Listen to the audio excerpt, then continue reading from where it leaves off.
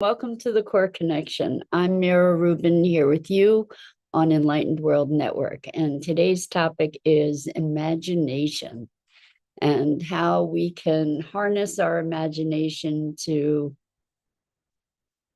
expand our experience of joy and fulfillment and vibrancy in our lives. So it should be a fun conversation. Before we get started, let's take a minute or two to get present. Let's take a deep breath in through your nose and hold it. And imagine clean, crisp oxygen flooding your lungs, flowing into your bloodstream, nourishing all your cells, all your organs, bringing vital life energy to your body and being. And as you exhale any tension, stress, negativity, fatigue. And now let's take another deep breath in through your nose and hold it. This time, imagine brilliant, bright light lighting you up from the inside out, illuminating, electrifying, and energizing all your cells, your molecules, your electrons, creating a brilliant beam of light and energy from your heart out into the world. And as you exhale any remaining tension, stress, negativity, fatigue. And now let's press our palms together. Vigorously rub your hands together to feel the friction, the temperature, the pressure, the motion, the tickling and tingling when you stop. And allow all those sensations to bring you present right here, right now, into this remarkable physical form that enables you to experience life. Welcome, welcome, welcome. So good morning, Rosalind. Welcome. So good to have you joining us this morning. And welcome to everybody else who's joining us. We're talking about imagination. So I've been talking a lot about limbic system retraining through DNSR, dynamic neural retraining system. And so many of us who have experienced traumas, whether they be physical, mental, emotional, sexual, chemical, all different kinds of traumas. What happens is that these traumas can register in the brain in such a way that it actually reshapes our brain. So Gia, hello, welcome. It's been a minute, girlfriend. It's great to have you here with us. Welcome. So what we're talking about is how our experiences can shape our limbic system essentially and pattern it in ways that we then get into repetitive patterns of defensiveness in our autoimmune system, our physiological responses to things that are not governed consciously. So as a result of that, I actually signed up for this program. And because over years and years, I've experienced all different kinds of symptoms of autoimmune things and just on and on, a whole litany of things. So Gia, we're so happy to have you with us too. Gia says, so happy to be here with you all after ages, missed it all. So we missed you too. So anyway, part of this training is practicing positive states. And the way that we can practice positive states is through the use of our imagination. And it got me thinking really of how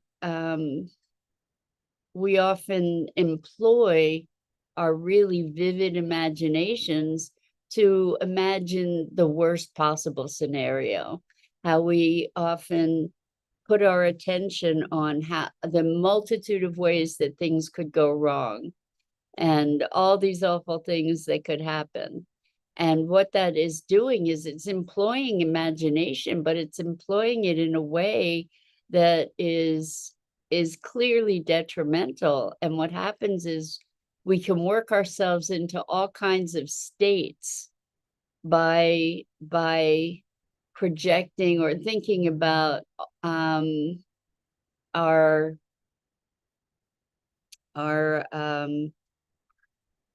negative projections, right?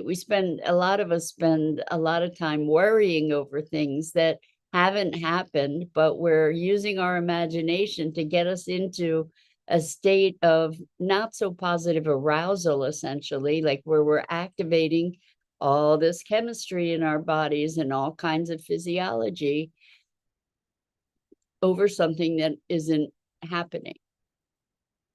So there have been all kinds of studies done with athletes. I can't cite anything specific, but studies done with athletes where they practiced their sport in their imaginations, and they compared the results of the people who were practicing in their imaginations, like basketball, versus people who were practicing on the court alone, or not by themselves alone, but just practicing on the court. And the people who practiced in their minds, I think, actually excelled because they could keep practicing it perfectly, maybe. But anyway, the thing is that the imagination was super powerful in impacting these people's actual performance.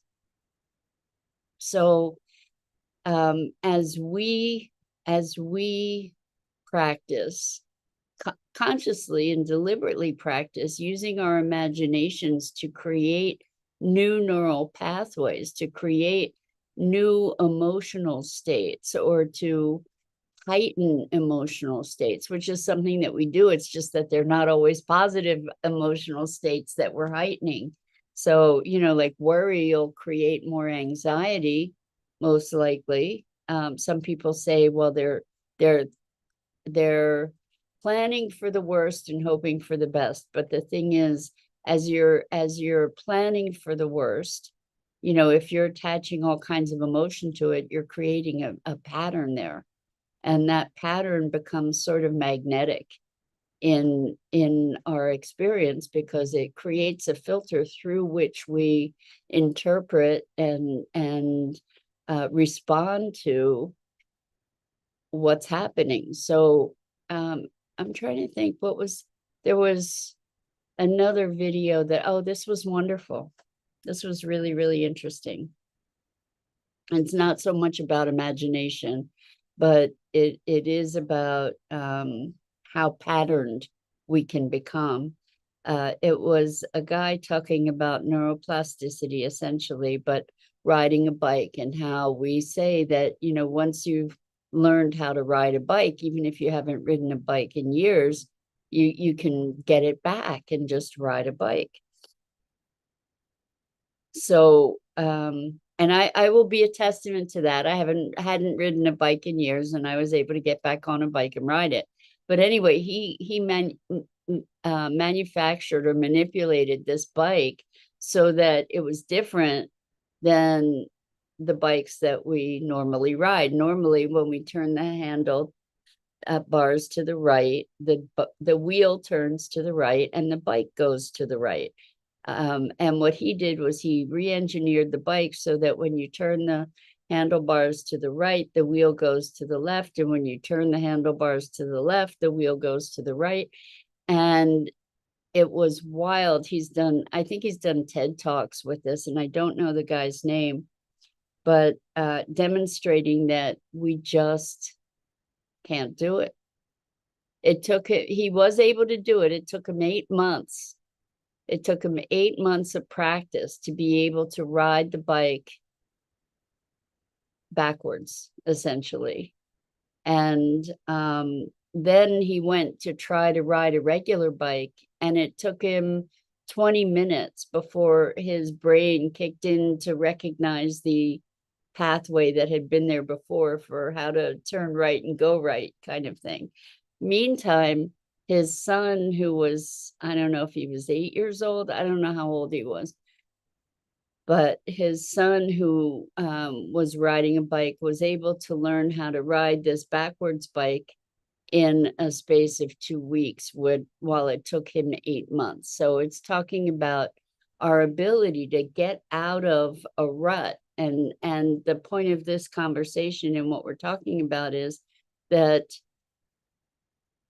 he said at the end, we're always experiencing life through a filter, whether we recognize it or not, that we have these inherent patterns, pathways, practices, beliefs, prejudices, views, whatever you want to call it, that impacts our experience of life, even if we don't know that that's there.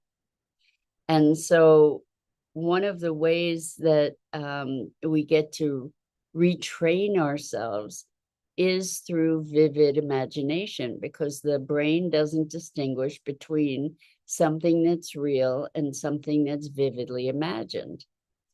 And so when we can put ourselves in a state of imagining, if we can, this is why guided visualization can be so powerful, right? Because we can allow ourselves to sink into the circumstance that somebody else might be creating for us as they guide us through a meditation. What I'm discovering, and it's been kind of surprising, even though I just started playing with it, is in creating these scenarios or remembering or pretending to remember certain things from the past, or creating things in the future, that there is that I have a capacity that I hadn't even recognized, actually, to cultivate emotion and to vividly imagine the sensual experience of something, the taste, the sounds. We can imagine these things, the textures, the visuals, the colors, the emotion of it, the inspiration of it, that we can conjure these kinds of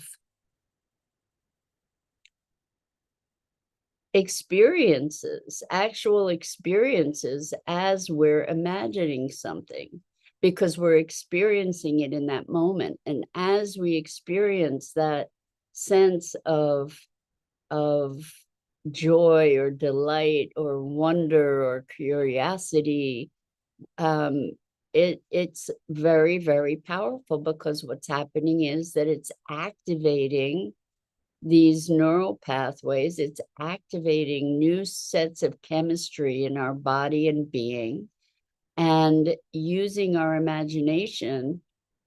It's a super, super powerful thing.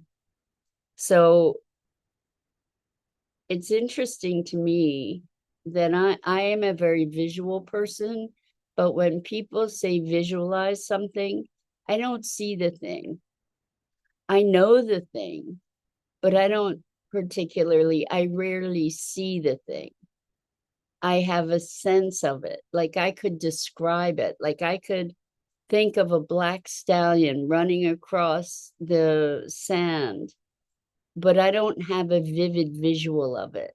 I have a sense of it. Like I have a knowingness of it. And I can talk about how the sun might be reflecting off the shininess of its coat. And I can imagine, I was going to say I can see, but I can imagine its nostrils flaring and its tail whipping in the wind. And I can imagine how its ears are pulled back. And so I'm imagining these things, but it's not like I have a vivid image of it. And I understand that there are some people, we think imagination.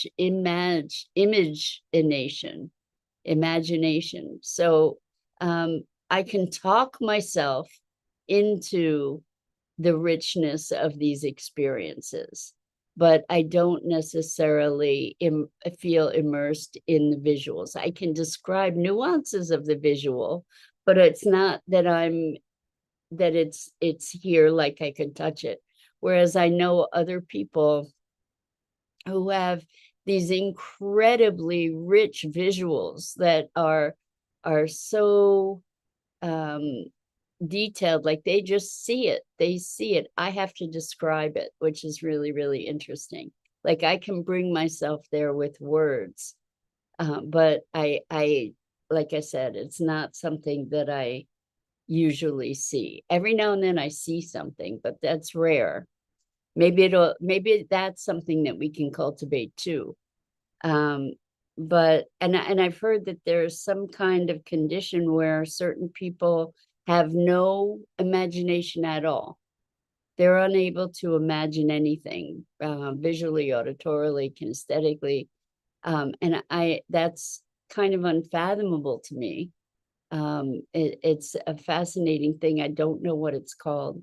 But anyway, the thing that we're really talking about today is how we can consciously deploy this power of imagination to enrich our lives, to enhance our joy, to build our capacities, to build our capabilities, expand our emotional range, expand our experience. Because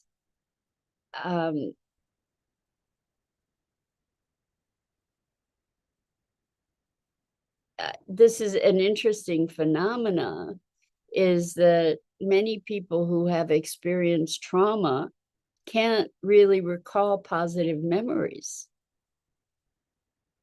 And when I think back on my past, it's initially challenging to find memories that were really positive.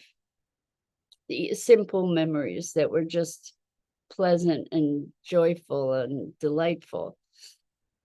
It takes work for me to do that. And I believe that as I practice that more, I will learn how to source those things. But mostly it's kind of like this flatness. And this is something that we can train ourselves out of, or train ourselves into a broader range of experience. And imagination is a powerful tool to be able to do that, to be cultivating an experience of delight. It's interesting because I know that I often feel delight, that some simple things can cultivate this sense of wonder and awe. And at the same time, I notice that it's work sometimes to find those memories. And so I wonder if that's the case for you as you utilize your memory. What are the things that arise for you? Are they memories of difficult times, memories of for lack of a better description, negative memories, traumatic memories? Or do you have memories that are joyful and delightful, and or can you source them equally as well, one as the other? I think it's fascinating to notice these spectrums that people fall on, and that our experience, we tend to believe that the way that we experience the world is the way that others experience the world. And the truth is that's not the case. It's rare. There are so many, such a broad spectrum of the kinds of experiences that are possible. And it's not necessarily easy to conceive of another person's experience because it's not ours. And yet we find all these commonalities. And it's because we find commonalities with others that we can often make the false assumption that the way that we experience the world is the same or similar. And I don't know if you've ever had the experience where you thought you know somebody and then something happens and the response that they give to that circumstance is so completely out of keeping with who you believe them to be, or it's so misaligned with what you like, with the connection. Even it's so misaligned with what the way that you think or the way that you believe, that there's this break that is kind of hard to reconcile. Like, oh my gosh, I don't know this person. I thought I knew this person, but here this thing happened that just sort of flies in the face of everything I thought that they were, or what I thought our connection was. And that then goes into, or can bring us into the conversation of how do we know other people? We imagine that other people think the way we think, believe the way we believe, until we discover that that's not true. And when we discover that that's not true, sometimes the cognitive dissonance of that experience is such that it fractures our relationship, because our relationship was based on a projection, a fabrication about who this other person was. And so, when we can take responsibility for that, when we can step back and be curious about those differences, or that kind of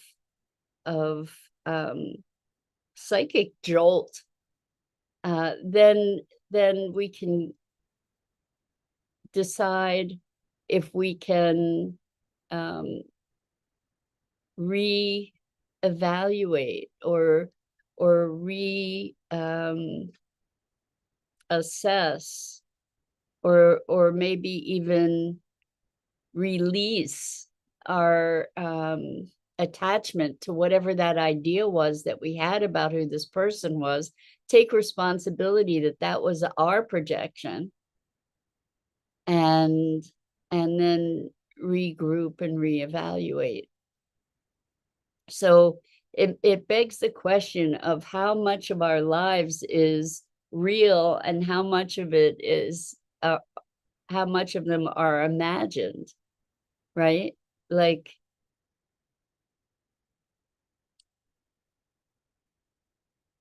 our interpretations of things, this bias that we have that we're not even consciously aware of, that we're projecting out into the world, like we're projecting out this field, so to speak, of belief and interpretation. How do we transcend that? Or do we even need to? I don't know if we even need to. I don't know if we can. But to recognize that the things that we think we know may have a big component of imagination and projection as part of them. Not that they may, but that they do.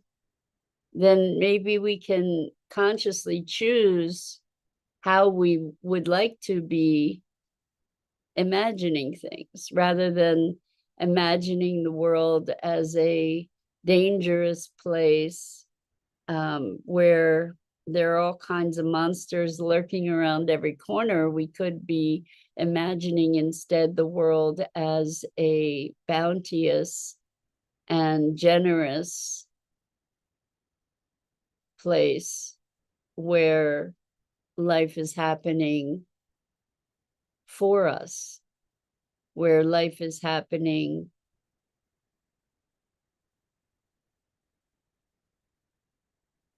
to enhance our expression, to enhance our vitality. So Rosalind says, communicating, how to, like with animals, curiosity of what are they thinking? Oh my gosh. Yeah, communicating with, so the thing is that because we speak the same language as each other, lots of times we think that we mean the same things when we say the same words, where in fact it's probably not the case. It might be, but we communicate using words and voice tonality, facial expression, gestures, etc. And with animals, I am endlessly curious about, oh my gosh, what must they be thinking? Sometimes we can tell a little bit, we can tell because there is a commonality of expression. I mean, all over YouTube, there are these videos, for instance, of dogs who have done something wrong, and before you even say, what did you do? Or the dog is like looking very guilty, right? So, like we can surmise a little bit of what this dog is thinking. But again, we're using our imaginations and we're projecting, right, to be understanding what is going on in this animal's world. Same thing with humans, though. I mean, haven't you all seen people do crazy things and just like wonder what in the world were they thinking? Or even about ourselves, what was I thinking? So the upshot of today is that the power of imagination is something that we can harness to really shape our experience in a very much more empowered way. And that's the encouragement here, to consciously and deliberately use our capabilities, use our imaginations to create greater upliftment and self-empowerment, enjoyment, and to improve the quality of our lives. So to be aware of the power of our thinking, of our imagination, of our emotion, to alter not only our experience, but our actual chemistry and our brain chemistry too. So that's it for today. I'm Mira Rubin. This is the Core Connection. I go live here each weekday morning at 9 a.m. Eastern on the Enlightened World Network Facebook page and YouTube channel, as well as my Facebook page, Mira Rubin. And I invite you to check out the other awesome programming on Enlightened World Network and Enlightened World Living. And as always, it is just the most delicious and profound privilege to share this time together and our explorations and discoveries. And until next time.